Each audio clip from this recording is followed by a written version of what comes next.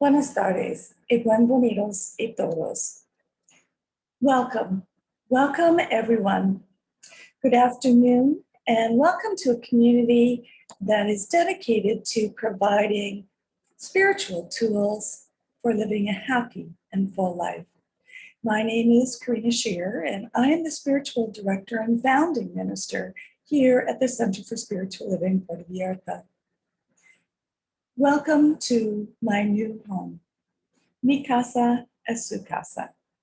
Today is Saturday, May 8th, 2021, and we are continuing our annual theme, which is Timeless Wisdom, Evolutionary Vision. And this topic for the month of May is Holy, Holy Uprising. For this week, our topic is Revolutionary Love. Each week, we open with a spiritual mind treatment called affirmative prayer, also known as spiritual mind treatment. And this is a powerful tool and a practical tool that shifts our consciousness so that we are open and available to accept the good that is already present in our life. It aligns our thoughts with all good. So let's move into today's service with intention, as we do each week, with a reading from the Creative Thought magazine. I'll be reading today from May 13, 2014. And again, just as a reminder, spiritual mind treatment is always done in the first person. So I invite you to take these words as your own if you so choose.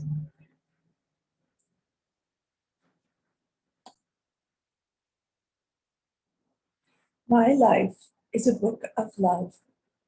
The love of God created the universe and permeates every cell and every atom everywhere. As a unique divine creation birthed from this love, I recognize that my own life has tremendous power. My ability to give and receive love is endless. This is a power greater than the ocean tides, greater than the sun, and this power has greater circulation in my life now. Today, I choose to use this power in every area of my life.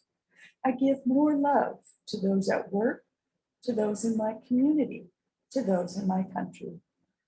The power of love multiplies through my thoughts, words, and deeds. As my Creator has filled me with the power of love, my use of this power for good creates joy and peace. What greater gift can I offer the world? In great thanksgiving, my life is an open book of love. I release my word, and so it is.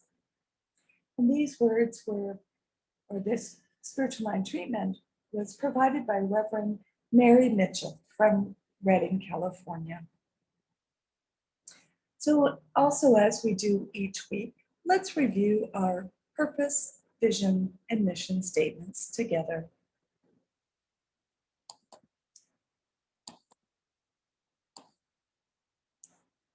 Our purpose is to awaken and celebrate diversity and to love and serve our community. We do this by means of our vision, which is to educate and support each other so we can create the life we desire that works for us right now. And this is further supported by our mission, which is to provide spiritual tools for personal growth and transformation.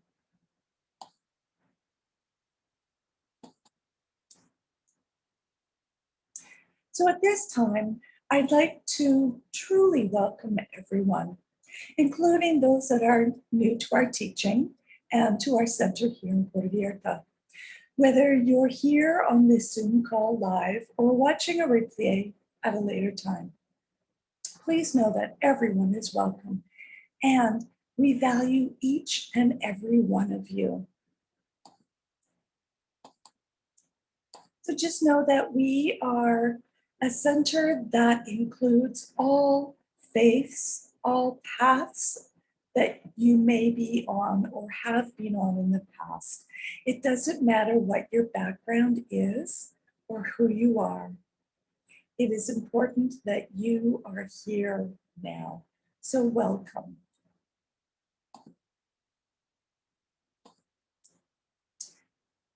This teaching is a philosophy, and it's called The Science of Mind. It's a teaching based on new thought and ancient wisdom, and we offer spiritual tools and principles to promote personal growth. We've already experienced one of these tools with our opening spiritual mind treatment. And like I mentioned before, we honor diversity in all aspects so that we can see and appreciate the great oneness that already exists everywhere and within everyone. When Dr. Ernest Holmes founded this teaching in the 1920s, he studied both Eastern and Western spiritual texts to create the science of mind. And it focuses on the individual use of thoughts and this powerful thing called the mind. When asked to provide a concise definition of the science of mind teaching, he replied that it is a correlation of laws of science, opinions of philosophy, and revelations of religion applied to human needs and aspirations. Each week, we offer a service with an inspirational message. And normally this is done at a restaurant in downtown Puerto Vallarta. But we are still required to wear a mask when we go out, and we are still limited to small groups. So very soon we will be getting back to our regular gathering at a local restaurant so that we can enjoy some home-style Mexican cooking and some discussion afterwards. We're also looking for a new location. So updates on that information will be provided on our website and also on our Facebook page, and also mentioned here prior to us attending in person. So if you have any questions or comments, you can post them here wherever it is that you are watching, or send me a direct email and I'll be sure to respond. Tomorrow is the second Sunday of May, when many countries celebrate the International Mother's Day. Here in Mexico, it is celebrated on May 10th. My daughter was born on May 12th, on a Tuesday, but I always told her that she was a Mother's Day gift. The other day, she asked me why I told her that, since we celebrate Mother's Day on the second Sunday. Well, Hannah Jarvis originally started Mother's Day after her mother's death in 1905. Anna conceived of Mother's Day, as we know it, as a way of honoring the sacrifices that mothers make for their children. And on May 12, 1907, she held a memorial service at her late mother's church in Grafton, West Virginia.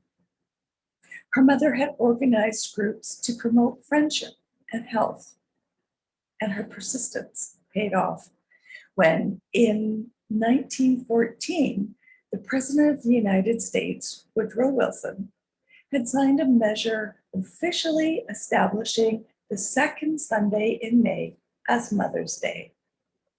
Although my daughter and I still like to consider May 12th as the original Mother's Day. So happy Mother's Day to all the mothers and motherly figures. I'd also like to read to you this excerpt from the May 9th edition of the Daily Guides for the Guide for Spiritual Living Science of Mind textbook. Science of Mind magazine. And it was submitted by Reverend Christian Sorensen. He says, "Your first teacher was your mother, whose arms were created to bring you peace and comfort. Her heart was to give you love so you might find your own. Her blood connected to you and to your ancestors so you would never be alone in this world. You were not kept forever in the confines of your yard, but sent into this world to find your strength which may have been the bravest thing your mother ever did. She let you go to your self-discovery. Mothers are walking, breathing miracles. Your mother sacrificed so much for you to enter the world. This day, May 9th, Sunday, Mother's Day, is to remind you to find the gratitude in your depth and to express in Mom's way. Allow positive mother memories to activate your heart so your love connection beyond time and space becomes the delivery system for what is more beautiful than flowers. The maternal nurturing energy of the feminine is not bound by birth or gender. Let your love and appreciation go forth from you to all those amazing expressions of God's love, those spiritual mothers who help birth your soul's journey with their grace, the ones who encouraged you when you were down, who were there for you when your heart and soul ached, and who reminded you that you are a child of God. So, as a leading edge spiritual organization, not the best kept secret, we are poised with the teaching and tools to take humanity into a new paradigm of consciousness. We are invited to demonstrate that in our lives, our centers, our communities, and in the world. To do this, we must rise up. Unconditional love is powerfully committed to a holy, holy revolutionary act that exudes grace, compassion, and boldness. Science of Mind and Spirituality is a re-evolutionary or radical evolutionary teaching that positions us at the leading edge of global transformation. And those who encourage it at that level walk the walk by balancing love and law. Our evolutionary vision from the Science of Mind global vision for this week is this. We see a world that works for everyone, where we are called to conscious social action. And the timeless wisdom from our Science of Mind principles, core concepts, and values for this week is this. Both faith without works is dead. We should not only pray, we should act, each contributing the best he has to the common purpose, each willing to make any sacrifice necessary, not a sacrifice reluctantly made, but as one who offers all he has for two great purposes. One, in a certain sense, a selfish one. For we all desire self-preservation, but the other is a greater sense that there can be no individual self-preservation without the preservation of all. For if the whole world works together and prays together, a great moral and spiritual power and actual soul force will penetrate the whole world, helping to bring confidence and calm judgment and right action until the crisis shall have passed. Freedom need never be ashamed of itself, nor liberty bow to despair. God is always on the side of right, and faith will always conquer fear. These are the words of Ernest Holmes. I'd like to open with another quote from Ernest Holmes.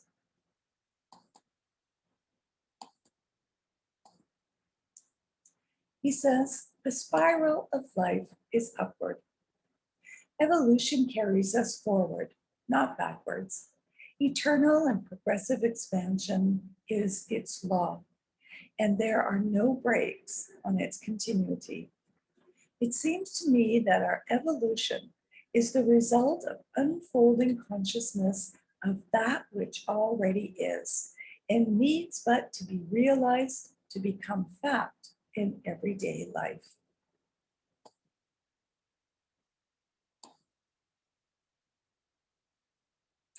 Revolution is defined as a fundamental change in the way of thinking about or visualizing something, a change of paradigm. Revolutions in consciousness bring change not only to ourselves, but the systems and institutions that shape the experiences of all of us. Revolutionary love invites us into a way of being, a way of thinking, a way of feeling, and a way of acting that is rooted in our love for one another. It is the rising up of our consciousness that we rise up in revolutionary love for ourselves, for each other, and for the whole world and the wholeness of life itself. There's no better time than now for rising up in evolutionary love. Howard Thurman says this: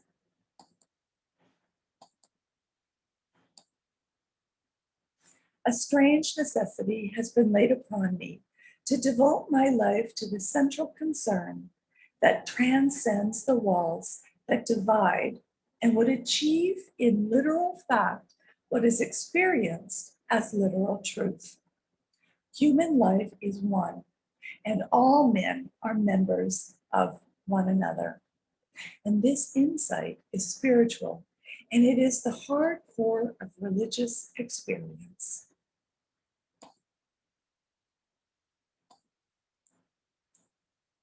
So today, our three key points are revolution, love, and revolutionary love. So the science of mind and spirituality as a philosophy is rooted in changing the way we think and changing our paradigm within our own lives. Through that, we see powerful and life-altering changes in our personal lives. Revolution, as I mentioned before, is defined as a fundamental change in the way of thinking about or visualizing something, a change of paradigm.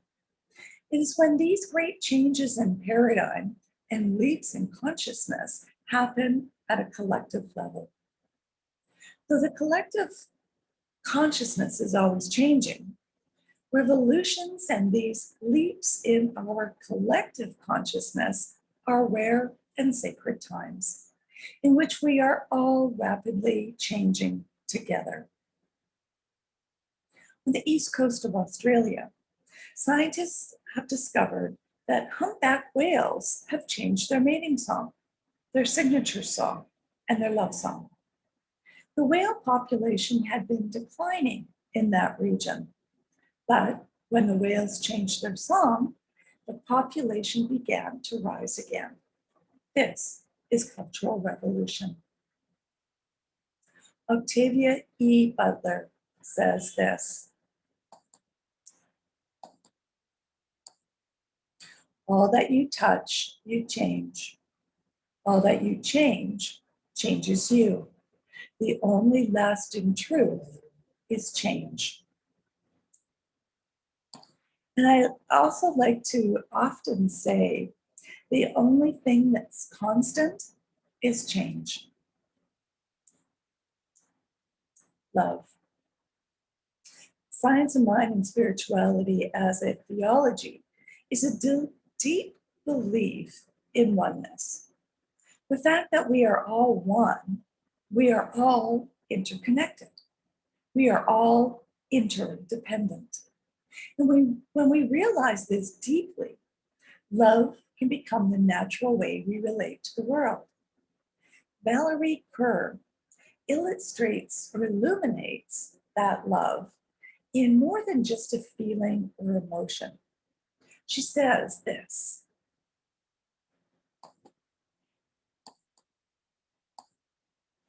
"Love is more than a feeling. Love is a form of sweet labor, fierce, bloody, imperfect, and life-giving. A choice we make over and over again. If love is sweet labor, love can be taught, modeled, and practiced. This labor engages all our emotions. Joy is the gift of love. Grief is the price of love. Anger protects that which is loved. And when we think we have reached our limit, wonder is the act that returns us to love.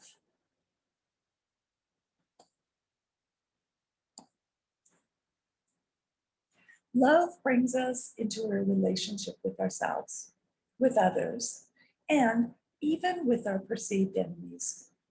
And through that, brings us into powerful ways of acting for people outside of ourselves. It is through that love that we yearn to more deeply know each other. It is through that love that we are motivated fiercely to protect each other. It is through that love that we grieve deeply when we lose another. And it is through that same love that we find our way back to one another. And this leads us to our third point, revolutionary love. Revolutionary love, then, is what we bring the science of mind philosophy of creation and revolutionary leaps in consciousness together with the science of mind theology of oneness and interconnectedness and the natural love that comes with that. Revolutionary love is bringing collective change through our love for one another. It is bold in that it asks us to act on behalf of ourselves, of those we love, and even those we have not yet learned how to love. Let us all love more. Maya Angelou says this about love.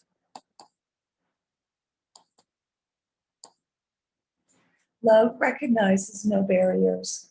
It jumps hurdles, leaps fences, penetrates walls to arrive at its destination full of hope.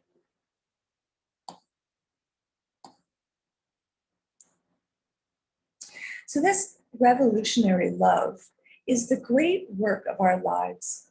And that same work brings us into the state of love, which is the direct experience of the divine. Every time we act through this revolutionary love, every time we are moved to love ourselves enough to say, enough is enough, every time we love another, to love them enough to fiercely protect them, and to love them for their dignity, to come into a deeper relationship with their struggles and their pain.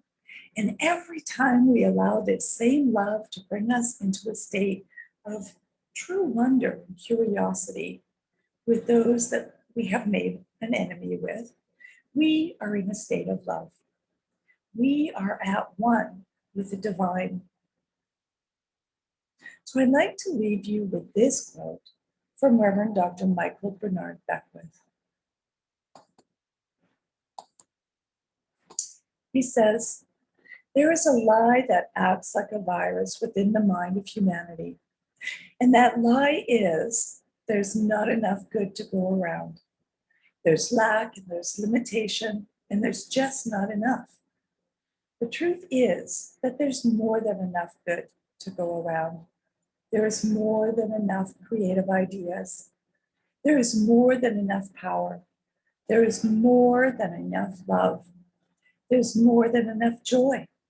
All of this begins to come through a mind that is aware of its own infinite nature.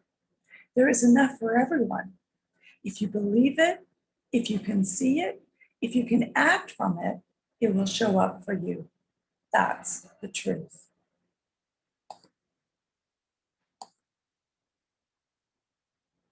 And finally, our affirmation for today.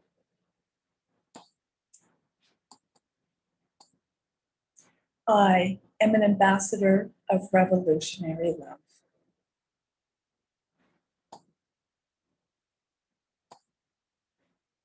Let's just say that again together, because each and every one of us are an ambassador. So let's say it together.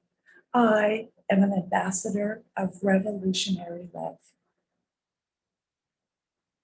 And so now is our time for mindful giving and financial support of our spiritual home. We rely on your support to continue our center here in Puerto Vallarta so that we can continue offering this powerful teaching of the science of mind. We bless the financial gifts that you give today and every day. Each and every donation is greatly appreciated, whether it's $5 or $50, or even just the cost of a cup of coffee. And donations can be made using PayPal through our website. And let me just post that for you again. Our website is www.cslpv.org. And once you arrive on the landing page, you'll see a Donate Now button. When you click on that, it will take you to PayPal so that you can make your payment in whatever way you have set up. Alternatively, if you still like to write checks, you can direct them to CSLPV, number 403, 2125 Birch Road, Kelowna, BC, B1Y8M1.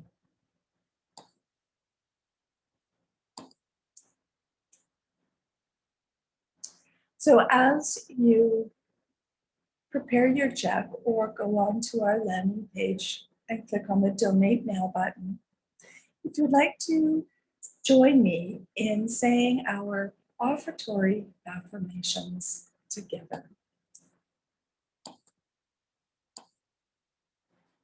I know that my giving blesses and multiplies all that I am, all that I have, and all that I give and receive. I do give eternal thanks for the abundance that is mine to share.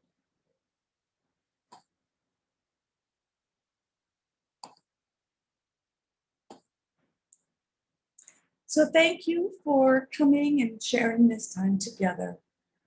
Peace and blessings and happy Mother's Day to everyone. Namaste.